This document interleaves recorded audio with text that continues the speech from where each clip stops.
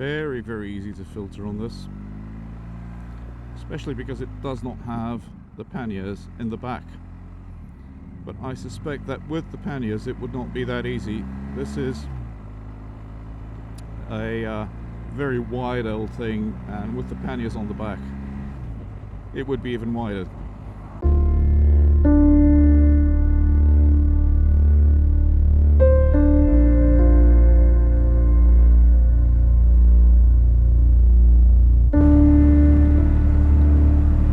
So yeah, first impressions of the BMW R1250 GS, which is the bike that I'm riding today. In my never-ending search for the perfect replacement for my F800 GT, I'm not an adventure bike guy. I never was, and it never felt like the type of bike that I would like to ride. But yeah, I decided to give it a go, and this is the GS Adventure. Sorry, it's a big old thing. The first impression that you get is that it's a massive bike. And indeed it is. It's big, it's heavy, it's got this, it's very intimidating, really, if you're not really used to riding one of these things. However, it's a very tall bike. When I'm 6'11", almost, I'm 5'11", almost 6 foot tall, and when I stop, I can't put both my feet on the ground, flat. Which means that this is indeed it's a tall bike. It can be intimidating. However, once you start going, all of that weight and all of that worry, it disappears, because the bike becomes a very light thing to ride and to control and to maneuver. It's heavy to lug around. I don't know the exact weight, but maybe 260, 270 kilograms around there. I'll put the numbers up on the screen, but it's very easy to ride, even at slow speeds like we're doing now. We're on a 30 mile an hour area, and yeah, it's a piece of cake to ride it. It goes where you want it to go. Mainly because of the lower center of gravity with the big 1250 engine, the boxer engine down there, producing like the versions that come on the RS, the R and the RT, produces maximum power, I think 136 horsepower, maximum torque about 140 something. As usual, I'll put the numbers up on the screen somewhere.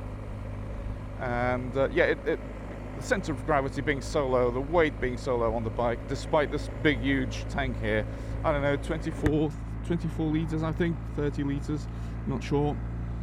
But despite that, it's a very easy bike to ride. It feels very planted, very upright. It does not feel that it's going to fall off anytime. And yeah, we're just sitting here riding it very, very easily on these slow speeds.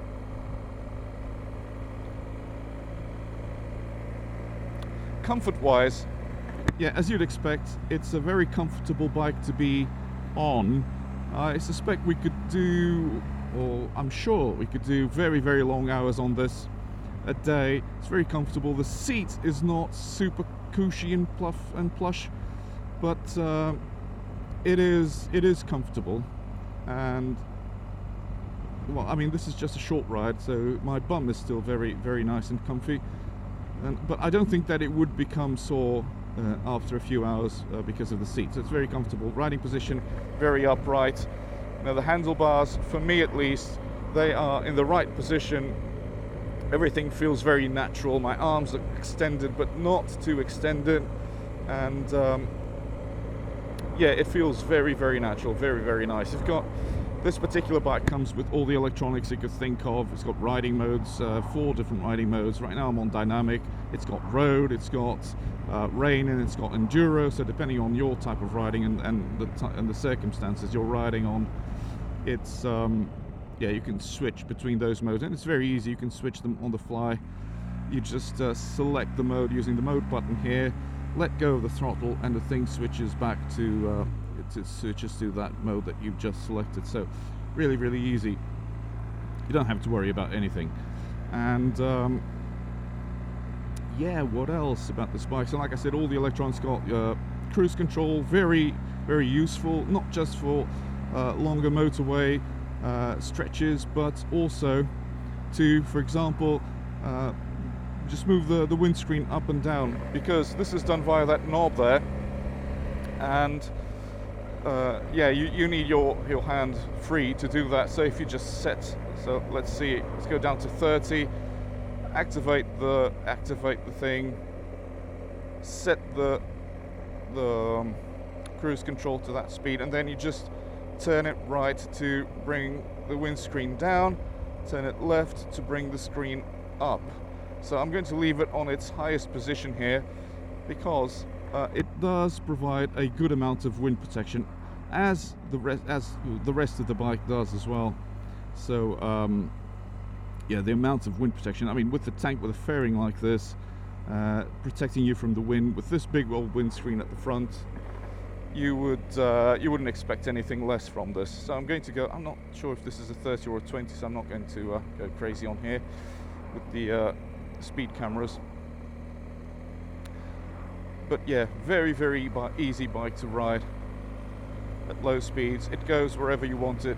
It feels like something this big and heavy should not be as easy to ride as it is, but yeah, it is indeed very, very easy to ride.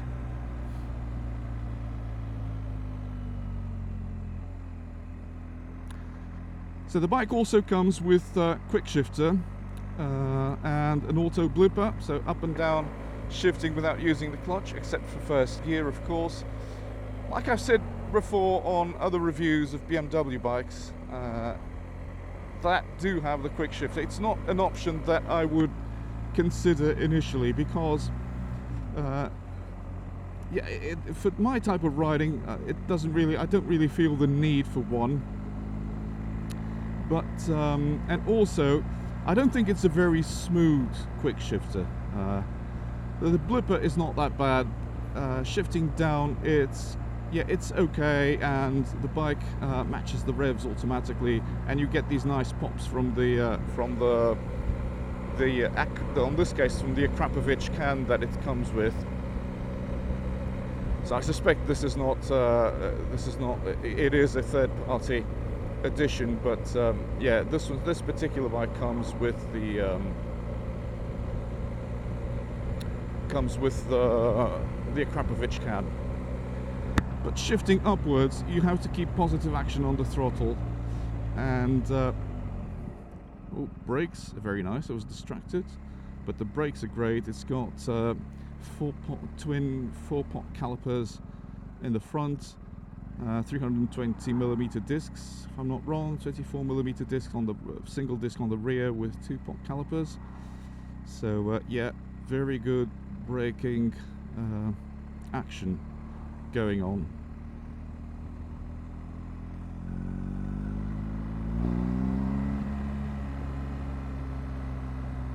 But yes, like I was saying, the quick shifter itself, it's very clunky when going from first, especially from first to second, second to third, third to fourth is not that bad. But I don't think it's an option that I would go for anyway. But yeah, it is what it is, and you've got the build quality. I'm not even going to talk about the build quality, because it's amazing, really. It's BMW build quality. It's not cheap, but it's perfect. The buttons, I love BMW's button. Oh shit! I love BMW buttonage. Let me try to squeeze between this van and the branches here. This is not proper off-roading, but it is a spot of... So the handguards here doing their job, really. That's really nice. Okay, almost there. Easy does it. That's a good job. Can I turn? No, I don't suppose I can turn right here, can I?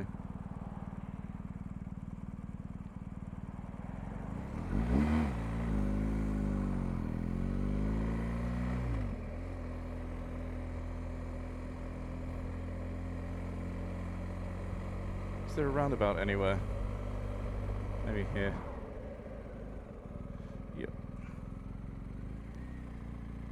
Yeah, very, very easy to ride at slow speeds.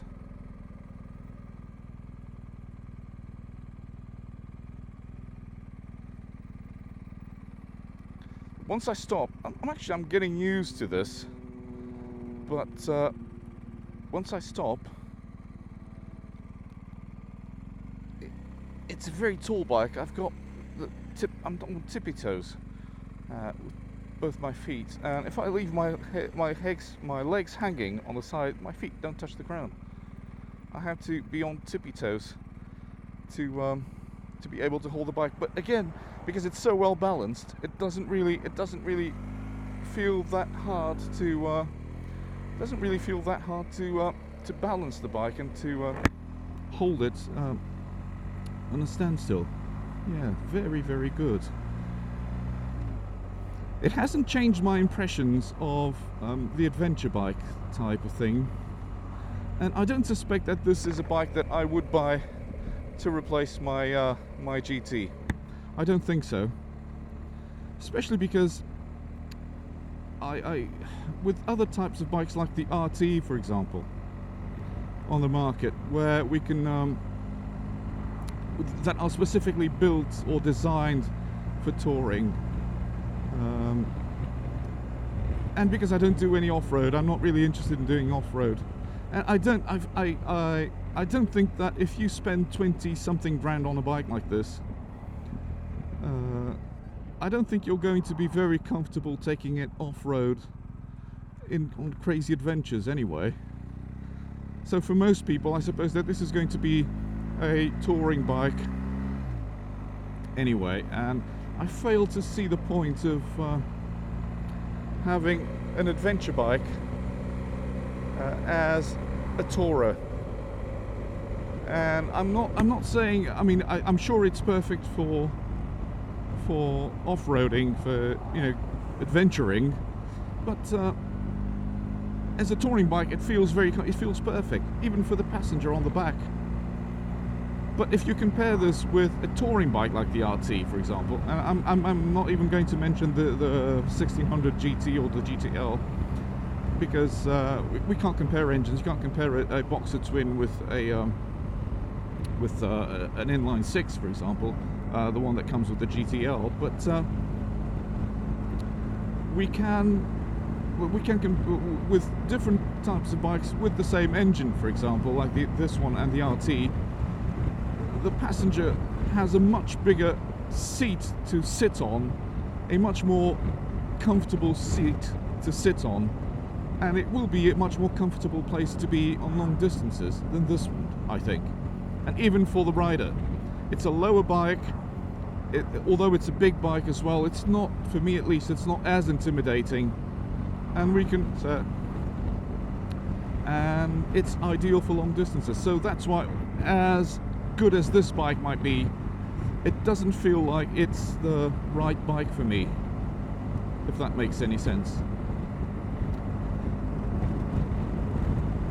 So yeah, guys, this was not the best review or first impressions video I've ever done, because of time constraints. I only had it for an hour, which was less than that, and it's going to be, I have 13 minutes to give it back, because there's someone else waiting for it to take it out. But yes, this is my first impressions video of the 2021 BMW R1250 GS Adventure. One more thing I forgot. Initially, when I booked the test ride, I wanted to do the GS, not the GS Adventure. But they didn't have one available at BMW North Oxford, so they let me take this one out. I'm not sure if there's a huge difference in the riding experience between the two of them, but anyway, yeah, thank you very much for watching, and I hope you've enjoyed this little review video. I didn't do it in the normal format, as you could see. No walk around, no nothing. Didn't have the time for that, to set up the cameras and things. But yeah, I hope you've enjoyed the video, and I hope to see you on my next one. Until then, ta-ra.